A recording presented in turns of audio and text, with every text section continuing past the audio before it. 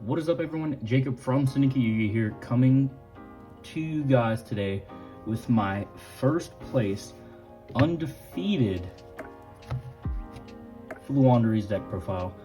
I ended up taking this deck to the Power of the Elements pre-release tournament at Fantasy Games in Bay St. Louis, Mississippi, and to my surprise, I actually went undefeated and won the whole thing. So I thought I'd give you guys a deck profile on what I played. It's very standard Floowandereeze list. There's a couple cards in there that's not most bird list plays, but I'll go over all that in a minute. First, I want to go over my matchups. Round 1, I went against Monarchs. It was a quick 2-0. Not much to say about that. Round 2, I went against DDDs. I won that one 2-1. Very, very good matchup. Round 3, I went against the based Punk Pile Scythewalk Turbo build or whatever. I won that one 2-1. And then in the final round, I played against Punk Therian and I won that one 2-1 as well. So, yep, that was like my matchups. Like I said, going undefeated, only dropping, a couple games, felt really good. The deck bricked once, and I didn't get punished because so did my opponent, so I was able to come back and actually win that one. So we're just gonna get right into it. I'm gonna start off with 3 Floowandereeze and Rabina. This is your main starter. This searches all of your little birds, and it gives you an extra normal summon. Then we have 3 Eaglin. This one searches your big boss monsters, your level 7 or higher birds, and it gives you an extra normal summon. Then we have 1 Stree. Stree, when it's normal summoned, you can banish a card from either graveyard, which is really good. Gets around those random DPs, Reguluses. I did that in the finals match to win. Pretty much, it hits a lot of stuff, and it also gives you an extra normal summon. And then we have 1 Toucan, Talkin, however you want to pronounce it. When this is normal summon, you can add back one of your banished Floowandereeze cards, and it gives you an extra normal summon. This card's really good. Came up a lot, actually, getting back Impin. I can banish it off Advent, search, and then get the Toucan and add the Impin back, so it's really good. That's it for the small birds, and then for the big birds, we are running 2 Impin. I've seen some lists cut this down to 1. I think that's wrong. 2 is where it's at. I love being able to, search the second one off, Eaglin on turn 3, and just go in for the OTK. And I wouldn't run it. I've even tested it at 3 and liked it. I would run it at 3 before I would run it at 1. So yeah, this searches, on summon, it searches any of your spell and traps, and adds it to your hand, which is super good. And then it basically turns off all link monsters and all monsters that are special summoned in attack position. So if people don't know what Impin does by now, they accidentally summon special summon in attack position, then I just say, no, you can't activate their effect. They get kind of mad, but it is what it is. And then we are running 1 Apex Avian. This is vital in your mirror match, being able to bring it out first. Then we have 1 Rise of the Mega Monarch. It just clears boards, especially with Unexplored Winds, being able to tribute over their stuff too and balance it. I cleared out a whole entire board just with that combo alone, and then push for OTK. And then we have the 1 Barrier Statue.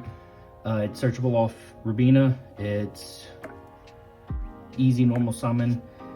You can banish it off Advent if you really need to. Thought about running it at 2. Kind of want to test it out just in case you get over it. I can bring out another one on turn 3 and set up for that if I don't kill you. So yeah, I want to test it out too, but right now I played it at 1 for the tournament. Always came up. I went the basic combo pretty much every turn except for the one time I did brick. And then for the only hand trap in the deck that we were playing is Triple Dimension Shifter. This card overperformed the whole tournament. Against every single deck I played, it overperformed, and honestly, it was probably the MVP of the deck, and it's probably going to be the MVP of the deck for the next format, going into the Sprite Terra Element format. I feel like it's going to be really good. If your deck can play this, by all means, pick them up and play them, because this card is insane. So being able to main deck it, it felt really good. I always saw it, luckily. You know, even the games I didn't see it, I'm pretty sure I won. So it's just an overall really good card. And that's it for the monsters. We're gonna get right into the spells, starting off with 3 of the map field spell. This grants you an extra normal summon. If you have a level 1 in your hand, you reveal it, banish, and summon that, which you then can chain the banished bird to add back to your hand to continue your plays. And then it lets you play on your opponent's turns. When they normal summon, you can activate this effect to normal summon your own, which starts a whole bunch of chains, being able to bring out Avian, being able to bring out Ryza to bounce their stuff, just a whole bunch of stuff. So it's a really good card. And 1 Terraformer to search it. Just it's a really good card for your deck, so you really want to see it. Which is also why we run 3 Advent. This can search your field spell, it can search any of your monsters by banishing a winged beast from your hand or face up field. And after all that, you gain 500 life points, which is insane. Life never really came up, but if it did, I knew that I would be fine because of this card. And it's a quick play. It helps you dodge Imperm, helps you dodge Veiler. It's just super good. And then for the last Floowandereeze spell card we play is Unexplored Winds. This is a draw card. This helps you get over like Mystic Mine. It helps you get over Floodgates, because with this card you can tribute any of their face-up cards on the field. It doesn't have to be monsters. It can be spells and traps, pendulums, anything. And it's just really good all around. Kind of want to try that too, but we'll see what we do in the future. Also very vital in the mirror match, so you contribute their stuff. And I don't have Prosperity, so I'm running Extravagance, but I really didn't see Extravagance at all the whole entire tournament, so it never really came up. Draw 2 is fine, but yeah, if you have Prosperities, play Prosperities, because you can dig 9 cards deep in your deck, which is insane. Because unlike Eldritch or any like trap decks, I think Extravagance is better in, because you would rather see 2 of any random card instead of searching for the 1 card that you need. That's why people run Prosperity, because you're searching for 1 card that you need, not 2 random ones. So, but if you have Prosperity, run Prosperity. I do not. But we do have Triple Potted Duality. This came up a couple times and it was insane every time. It made my good hands better and my bad hands better. Like it just insane card. I love it. Even though I did side 1 out, like if I was going, I don't know. Like siding out's weird for me because I really haven't figured all of it out yet, but I would side like this out, a Book of Moon out or something like that, maybe the Terraforming. Just some weird random cards. I haven't figured it out yet. And then for next spell card, we have 3 Book of Moon. I've been seeing people bump this down to 2. I still like it at 3 because it's an offensive card, it's a defensive card. It protects your plays from being impermed and Veiler like Advent, but it also can beta negate on your turn. If they have like a Barone, you can flip it face down, they have the negate obviously, or they don't, you know, they lose the negate either way. The big DDD, Deuce, Machinax, whatever, you know, I flipped it face down. Really good all day. I loved it. Won't play it at anything other than 3. And then for some of the cards that people don't usually play in Flu is Cosmic Cyclone. I like it just because I like having a main deck out to Mystic Mine, to Skill Drain, to any back row.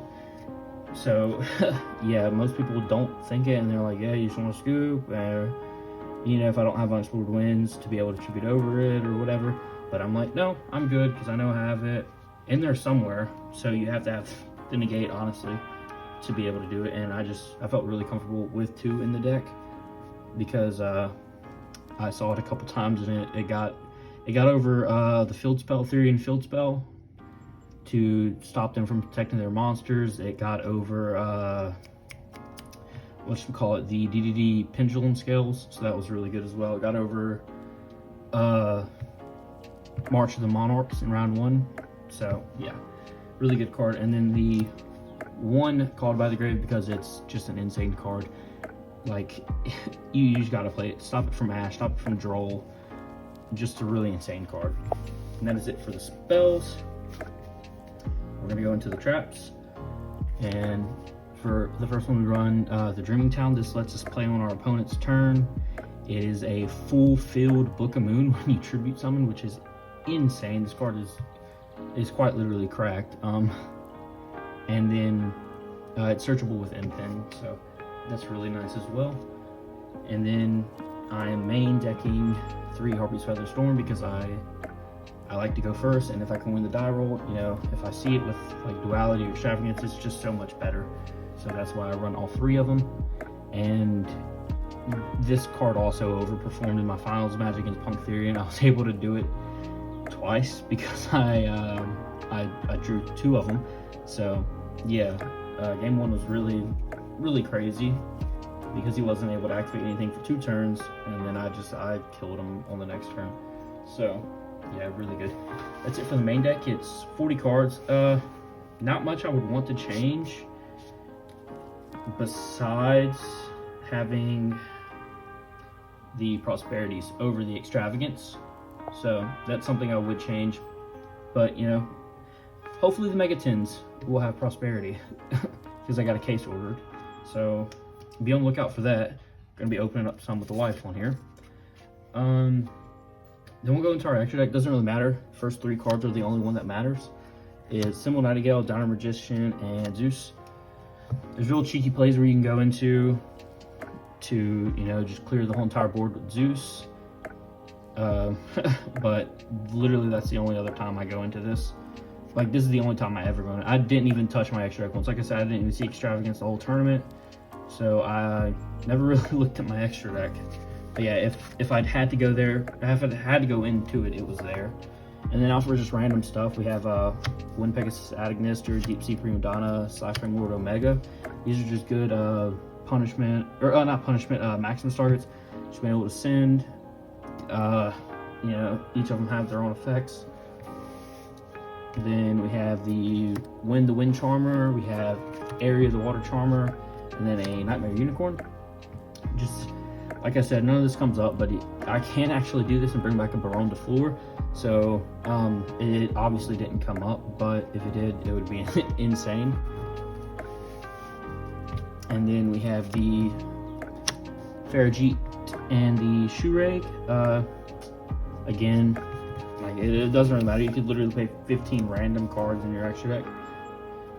1 Mirror Jade because of the card I run in the side deck, and also I don't know why, but this specific Mirror Jade has been like my good luck charm. Like, I was at 14 cards in the extra deck and I didn't know what else to run, so I was like, screw it, I'll run a random Mirror Jade. And I've been like tearing shit up, excuse my language, but tearing it up with this deck ever since then. I've topped case tournaments, I've topped OTSs, like really good players there. Like, I don't see how. And, you know, going undefeated at locals, going, you know, X1 at locals, you know, just doing really good. And I don't know if it's because of this card or if it's because I'm just like learning the deck and how it works, but I feel like this is a really good thing and it'll never come out of this deck. And then the last things we are running are the Mechaba, Nova, and then this was an Intis. I was borrowing it for the tournament because I couldn't find mine. But yeah, this is the Maximus package, which never really came up because I didn't play against Dogmatica, but it's there if I did. That's it for the extra deck. Like I said, you can honestly play just the Zeus package and then 12 other random cards, and then you have a perfect extra deck. So if you have Prosperities, you can run just like multiples of each of them. So yeah. Then now onto the side deck, because like it put in some work. Starters, we have Token Collector. I kind of, obviously I didn't put it in because I didn't go against Sword Soul. I didn't want to put it in against a base Punk pile or whatever. He did run like the Brave stuff, but I don't know. I had other stuff that was more, I guess you could say, better against him, so I never did use it. I'm thinking about cutting it because it does conflict with, if they do it, you special summon it to their field, you can't activate map or Dreaming Town because you special summon. So I'm thinking about cutting this and then maybe putting in, I don't know honestly, but maybe evenly matched if I can get some. I'd like to try that out. But yeah, triple token collector. Never put it in, but it was there for Sword Soul just in case. Triple Dark Ruler no more. If I knew I was gonna go second, I took out the Feather Forms for this. I did it every single time I won game 1, and I saw it twice, and then I don't know, I just couldn't push through the boards that they had made, especially DDDs. I couldn't push through their boards and like clear them, even with like Ryza and, you know, Impin being able to attack over stuff. So I'm thinking about cutting these and putting in Raigeki for these, because it's just an overall, you know, not a lot of decks besides like punks, like the punk pile deck or anything on Brone Floor for a negate. So they don't really have an Omni negate. It's usually just monster negates or something. So I think Raigeki is just an all-around better card just for this deck. But so I'm probably gonna take this out and then try out Raigeki and see how it goes. And then next we have triple Twin Twisters, because I didn't know if I was gonna see Eldritch or not. So I guess you could say also the Harpy's Feather Duster and the Red Reboot. That was for Eldritch or Trap decks or whatever. There was one, but I didn't play him. There was also an Altergeist player there, but I didn't see him either. So, but I mean, I was ready for it, because this deck does lose really hard to trap decks and backrow decks. And then we have triple D Barrier. I saw it every single time I sighted it in, and I called the correct thing every single time. So the card was busted. And then the last card was one Change of Heart, and if I steal a Mirror Jade with Change of Heart, I can send the Mirror Jade to Pop. So it's pretty cool. Yeah, that's it for the side deck. All of it came up except for Token Collector.